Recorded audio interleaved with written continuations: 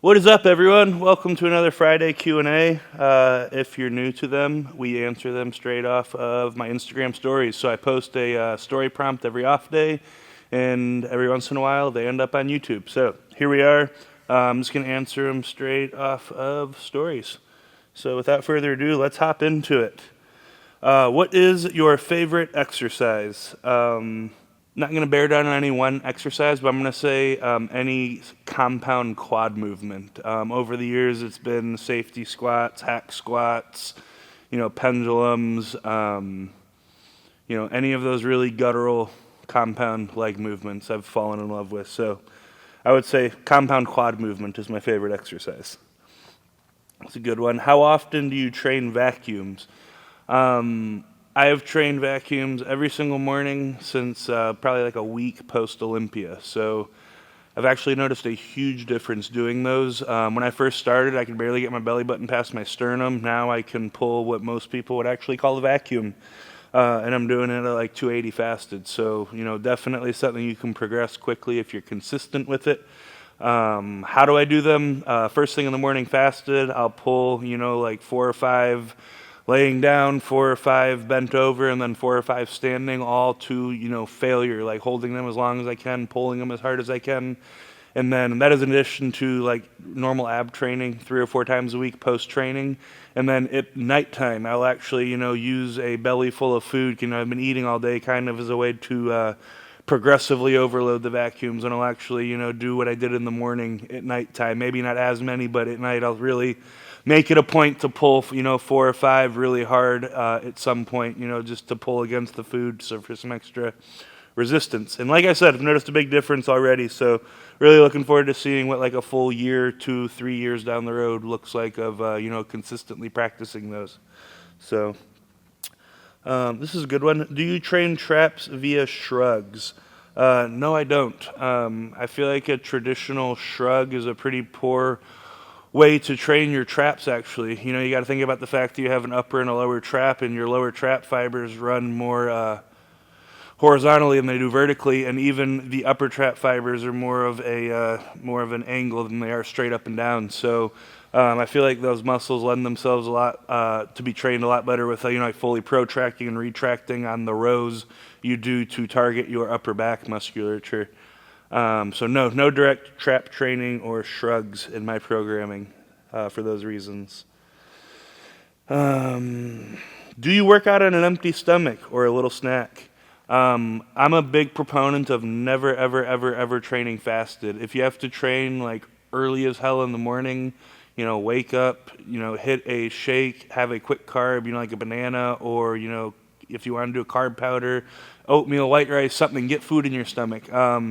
You don't want to train in a fasted state. It's a very catabolic thing to do. It's very counterproductive for what we're trying to do, and that's build muscle.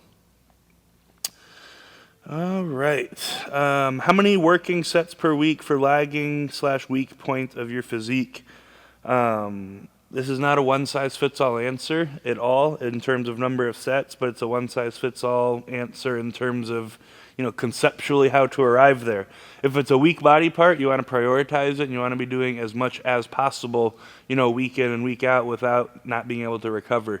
In my experience, smaller body parts respond really well, 6 to 10 sets of total volume per week. Larger ones can handle a little more, maybe 14 to 18, big hard sets per week.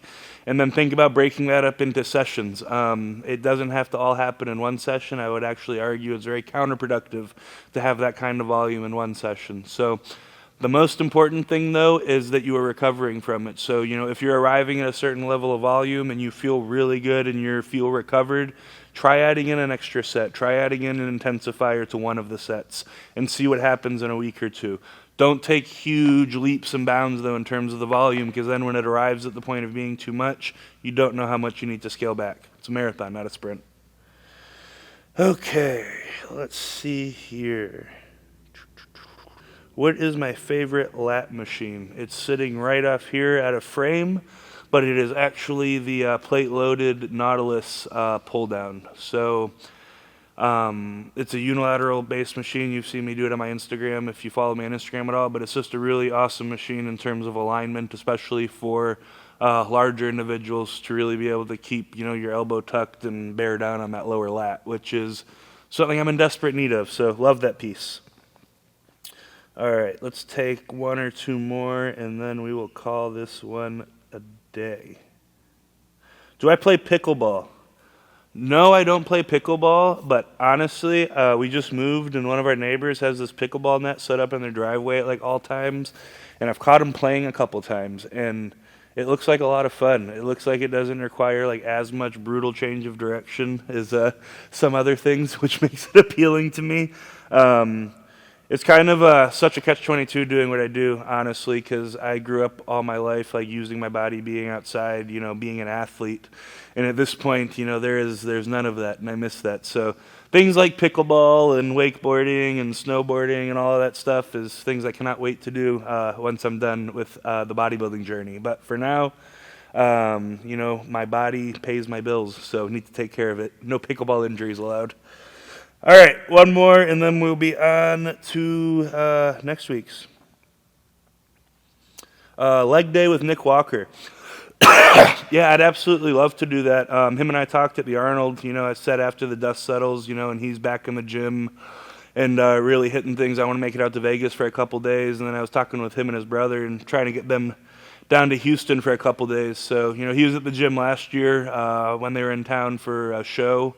And we had a good time training, and, the internet really seemed to like us in the same gym. So I definitely want to make it happen, and him and I both talked about it. So I definitely foresee that happening at some point this year.